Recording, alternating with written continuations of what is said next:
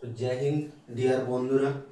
তো আজকের ভিডিওটি যে বিষয় নিয়ে আলোচনা করব সেটি হলো এসএসসি জিডি। তো সেই এসএসসি জিডির কি ক্রাইটেরিয়া রয়েছে, সিলেকশন প্রসেস কি রয়েছে, এতে মার্ক কবে হয়, সব টোটাল নিয়ে কথা বলবো। তো প্রথমে আসি ভ্যাকেন্সি। তোমাদের এসএসসি জিডি 2026 ব্যাচের যে ভ্যাকেন্সি সেটি তোমরা দেখতে পাবে, কিন্তু নভেম্বর থেকে ফর্ম ফিল আপ শুরু হবে। বলে রাখি তার আগে, যারা টেলিগ্রামে আমার জয়েন হওনি, এই নোটিফিকেশনটি যারা পেতে চাও তারা অবশ্যই টেলিগ্রাম আমার WB ডিফেন্স 2.0 টেলিগ্রামে জয়েন হয়ে যেও, ঠিক আছে? তো টেলিগ্রামে সার্চ করে জয়েন হয়ে যাও।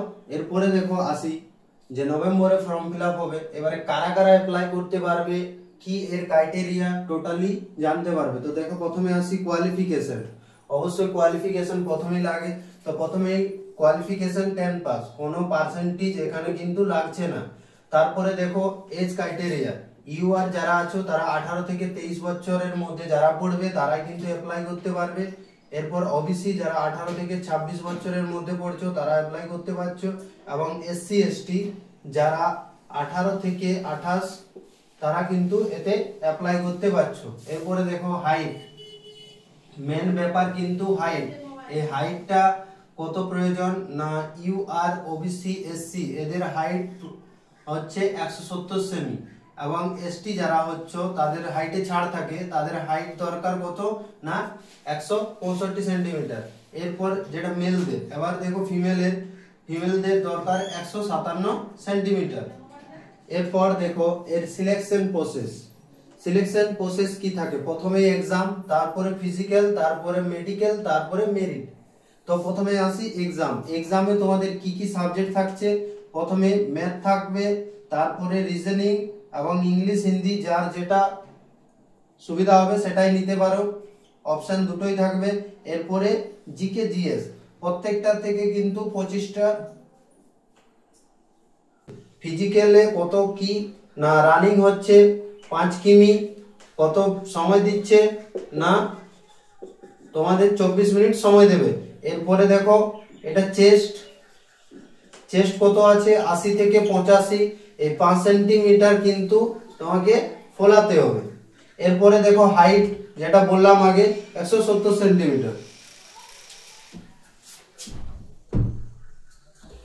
এরপরে দেখো তোমাদের কি কিলো প্রয়োজন এবং তোমাদের কি করা উচিত। এখন থেকে রেডি হয়ে যাও সবাই। তো তোমরা কি রেডি? তো তোমরা কিভাবে রেডি হবে, যেমন এক্সামের জন্য রেডি হতে হবে তেমন কিন্তু ফিজিক্যালের জন্য রেডি হতে হবে। তো দুটোকে মেনটেন্স করে আমাকে চলতে হবে। তো দুটোকে মেনটেন্স করে কিভাবে চলবে, প্রথমত যেগুলো এখন প্রবলেম, যে সাবজেক্টগুলো ধরো ম্যাথের যে সাবজেক্টে যদি কোনো চ্যাপ্টার প্রবলেম আছে সেই চ্যাপ্টারগুলো প্রথমে ক্লিয়ার করো, ঠিক আছে? প্রথমে বেসিকটা পড়ে নাও, বেসিক পড়ে নিয়ে প্র্যাকটিস সেট শুরু করো, এবং রানিংটা কি করবে প্রত্যেক দিনই চেষ্টা করো কম করে হলেও এখন রানিং করার, কারণ একবারে রানিং করে টাইম কভার করা খুবই প্রবলেম হয়ে যায়, ঠিক আছে? এরপরে দেখো কারা কারা পাবে এই চাকরিটি, যারা ডিসিপ্লিন এবং ডেডিকেশনের সঙ্গে পড়াশোনা করবে এবং এই মেনটেন্স গুলো করবে যে আমাকে পড়তে হবে মানে পড়তে হবে। চাকরি ভাই ইজি ব্যাপার নয়, ঠিক আছে? তো আমি বলবো যে যদি কেউ টার্গেট নিয়েছো যে আমাকে আমার পোস্ট সিআইএসএফ লাগবে, তো সিআইএসএফ এর জন্য ভাই পড়তে হবে। ধরো কারো সিআরপিএফ, তো সিআরপিএফ এর জন্য তো তাকে পড়তে হবে, এমনিতে একটি চাকরি হয় না, ঠিক আছে?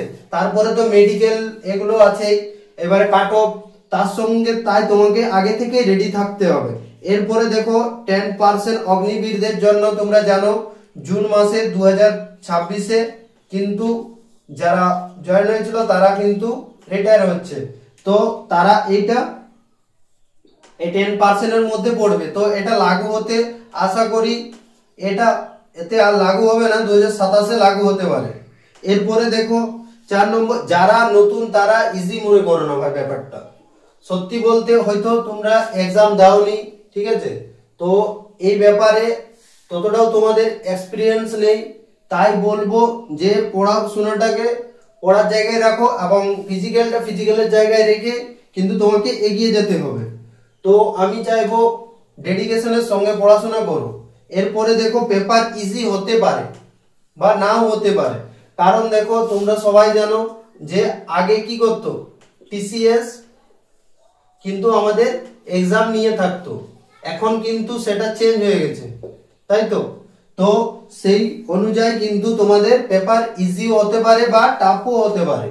দেখো কেউ তো আর আমরা আগে থেকে পেপার বলতে পারি না কি রকম হবে, তাই তোমাকে তোমার ডেডিকেশনের সঙ্গে পড়াশোনা চালিয়ে যেতে হবে। তো এই ছিল আজকের ভিডিও। তো ভিডিওটি ভালো লাগলে অবশ্যই লাইক শেয়ার কমেন্ট করে দিও। আর সবার কাছে বলবো বন্ধু মনে করে, ভাই চ্যানেলে যদি নতুন হয়ে থাকো কেউ, তো চ্যানেলটি সাবস্ক্রাইব করে দিও। কারণ দেখো তোমাদের জন্যই কিন্তু আমি এগুলো করছি। এবারে যদি আমার সাবস্ক্রাইবশন বা ভিউ না থাকে তাহলে কি আমার ভিডিও করতে ইন্টারেস্ট হবে? তাই বলবো ভিডিওটি শেয়ার করে, এবং যারা সাবস্ক্রাইব করোনি, যারা নতুন, তারা অবশ্যই চ্যানেলটি সাবস্ক্রাইব করে দিও। তো চলো আজকের জন্য এখানেই শেষ, পরের ভিডিও আবার দেখা হচ্ছে।